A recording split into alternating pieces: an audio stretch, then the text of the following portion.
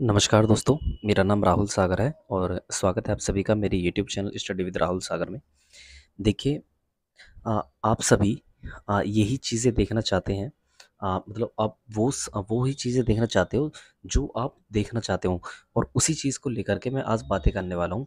मतलब कि आपने अभी कल से मतलब कल परसों की एक न्यूज़ सुनी होगी कि केवीएस पीआरटी का रिजल्ट हाल फिलहाल में आने वाला है। उसमें एक टाइम मतलब एक टैगलाइन और दे दी गई थी कि डेडलाइन दे दी गई थी कि 22 घंटों में मतलब कि 24 घंटों में केवीएस पीआरटी का रिजल्ट घोषित होने वाला है। ठीक है? तो एक बंदे ने वो वीडियो बनाई। पता नहीं उसका सोर्स क्या था।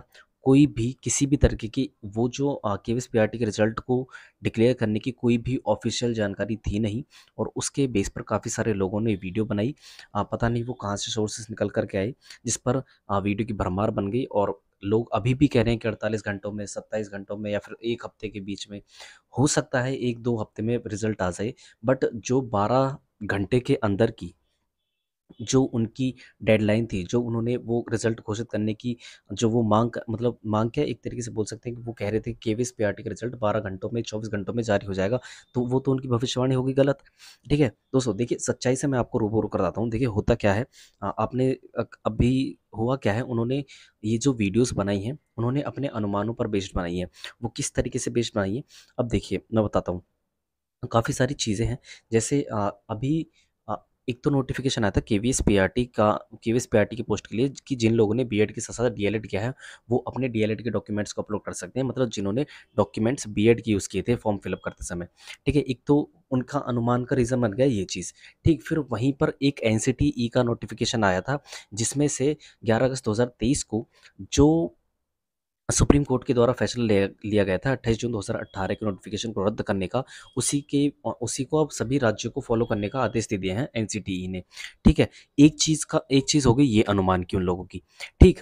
तो इसी चीज़ पर बेस्ड होकर के उन लोगों ने एक अनुमान लगा लिया कि 1 हफ्ते के अंदर वो इस प्रोसीजर को कंप्लीट करेंगे।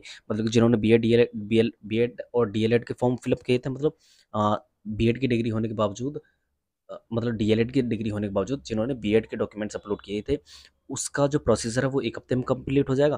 फिर उसके बाद 1 हफ्ता ये रिज़ल्ट जारी करने में लेंगे और फिर उसके बाद 15 से 20 दिन ये लेंगे इंटरव्यू कंडक्ट कराने में और वहीं पर एक डेट घोषित कर दी कि 12 अक्टूबर को क्या होने वाले हैं, इंटरव्यू भी आपके शुरू हो जाएँगे। तो ये पता नहीं कहाँ के सोर्स है, कोई भी ऑफ़िशियल जानकारी ना तो केवीएस की तरफ से, ना एनसीटीई की तरफ से, किसी भी तरीके की इससे रिलेटेड कोई भी जानकारी है नहीं। ठीक है? और देखिए, अब मैं बताता हूँ आपको सच्चाई से क्या चीज़ें किस तरीके से निकल कर आ रही हैं। आप सभी को पता होगा कि 22 सितंबर न्यू दिल्ली में धरना प्रदर्शन हो रहा है एनसीटीई के ऑफ़िस के सामने, ठीक? और सेकंड बात ये कि हाल-फिलहाल में ही अभी जो बिहार के बीएड के अभ्यर्थी हैं, उनके लिए एक अच्छी खबर है। आप सामने देख सकते हैं स्क्रीन पर मेरे पर। ये एक दीपांकर गौरव हैं, जो प्रदेश अध्यक्ष हैं बिहार प्रारंभिक युवा शिक्षक संघ के, ठीक है? इन्होंने अपने ट्विटर अकाउंट पर ट्वीट करके बताया है कि बिहार के बीएड उत्तीर्ण अभ्यर्थियों का न्यायोचित मांग सुप्रीम कोर्ट तक पहुंच चुकी है। ठीक है? जिन्होंने बिहार में जितने बीएड अभ्यर्थी हैं जिन्होंने बिहार की एग्ज़ाम मतलब एग्ज़ाम को दिया था, उनसे रिलेटेड उनके लिए डायरी नंबर जो है वो मिल गया है और जल्दी ही सुप्रीम कोर्ट के वरीय अधिवक्ता बिहार के बीएड योग्यताधारी अभ्यर्थियों का पक्ष कोर्ट में रखेंगे। मतलब उनको डायरी नंबर मिल गया है और जल्द ही जो सुप्रीम कोर्ट के वरीय अधिवक्ता हैं बीएड की तरफ से, वो बिहार की योग्यताधारी अभ्यर्थियों को वो पक्ष कोर्ट में रखने वाले हैं। ठीक है? तो एक चीज़ तो ये साफ निकल कर आएगी कि बीएड वालों की अभी भी मतलब बीएड वर्सेस बीटीसी के मामले में अभी भी बीएड बाहर नहीं है। कहीं पर ये जो चीज़ें निकल कर के आ रही हैं, जिस तरीके से रिव्यू पिटीशन फाइल किया जा रहा है, जिस तरीके से धरना प्रदर्शन हो रहा है और भी काफ़ी सारी चीज़ें चल रही हैं जो बीएड वर्सेस बीटीसी के मामले में चल रही हैं। तो उनको देख कर के कहीं न कहीं ये चीज़ तो साबित है कि केवीएस अभी पीआरटी का रिज़ल्ट घोषित करने वाला है नहीं। अगर मानकर चलिए ये भी चीज़ें हैं कि एक तरफ से ये पल्ले भी झाड़ चुके हैं, चाहे वो केवीएस हो या फिर बिहार हो, काफ़ी सारी जगह हो। लेकिन एक तरीके से एक चीज़ और निकल कर आई छत्तीसगढ़ की, तो छत्तीसगढ़ में क्या बीएड वाले वहाँ पर हैं।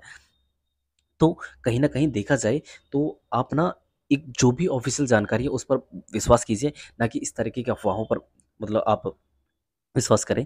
तो मेरा कहना यही है। देखिए, और एक चीज़ और, ये संयुक्त बीएड मोर्चा हिंदुस्तान की तरफ से एक एप्लीकेशन भी लगाई गई है एनसीटीई ऑफ़िस के सामने, जो वो आज धरना प्रदर्शन में देने वाले हैं। ठीक है? इसको मैं आपको पढ़ के सुना देता हूँ। सेवा में योगेश योगेश सिंह जी, अध्यक्ष राष्ट्रीय अध्यापक शिक्षा परिषद एनसीटी मतलब कि नई दिल्ली। विषय क्या है? बीएड अभ्यर्थियों को प्राथमिक शिक्षक पद के लिए पुनः योग्य करने हेतु नया गजट पारित किए जाने के संबंध में।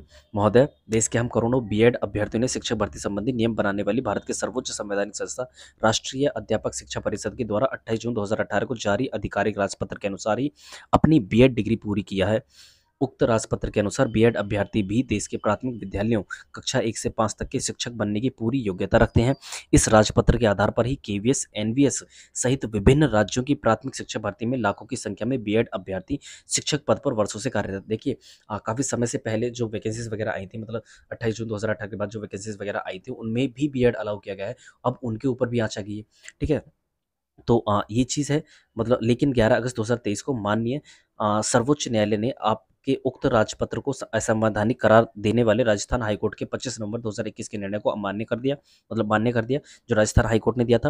अर्थात एनसीटीई के उक्त गैजेट को पूर्ण रूप से खारिज कर एनसीटीई और भारत सरकार के कार्य नीतियों व विश्वसनीयता पर ही बुनियादी व गंभीर सवाल खड़ा कर दिया है।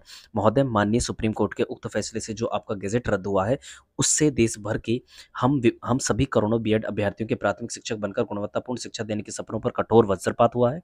हम सभी ने उक्त संवैधानिक राजपत्र के आधार पर ही बीएड डिग्री, विभिन्न राज्यों के अध्यापक पात्रता परीक्षा, टेट और सीटेट लेवल 1 की योग्यता, लाखों रुपए का खर्च, 5 वर्ष का कीमती समय व अपनी पूरी ऊर्जा लगाकर हासिल किया था, ताकि देश के शिक्षा व्यवस्था की बुनियाद अर्थात प्राथमिक विद्यालयों में गुणवत्तापूर्ण शिक्षा प्रदान कर शिक्षा की नींव मजबूत किया जा सके। लेकिन दुखद इस बात का है कि हम करोड़ों बीएड अभ्यर्थियों के शिक्षक बनने के सपनों पर ही संस्थागत हमला हो गया है।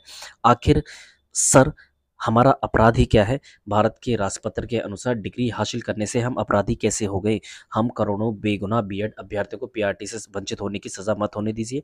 हमारी एक बुनियादी मांग है कि एनसीटी पुरानी गलती को सुधार कर अविलंब नया संवैधानिक गेजेट जारी करते हुए बीएड को पीआरटी के लिए पुनः योग्य बनाए तथा केवीएस, बीपीएससी शिक्षक भर्ती परीक्षा सहित सभी राज्यों की प्रक्रियाधीन भर्तियों में बीएड अभ्यर्थियों के पीआरटी में पुनर्बहाल करने संबंधित नया गजट जारी होने तक भर्तियों के साक्षात्कार व अंतिम चयन परिणाम पर रोक लगाया जाए।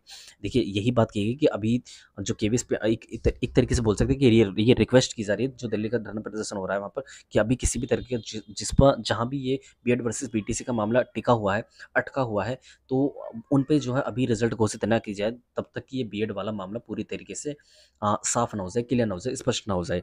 ठीक है, और इसीलिए इसी एकमात्र उम्मीद के साथ आपको यह पत्र लिखा जा रहा है कि एनसीटीई बीएड डिग्री को देश भर के प्राथमिक विद्यालयों में गुणवत्तापूर्ण शिक्षक बनने की बीएड डिग्री योग्यता हमेशा के लिए सुनिश्चित करने वाला नया गैजेट अविलंब पारित कर देश के करोड़ों बीएड अभ्यर्थियों के साथ इंसाफ करेंगे।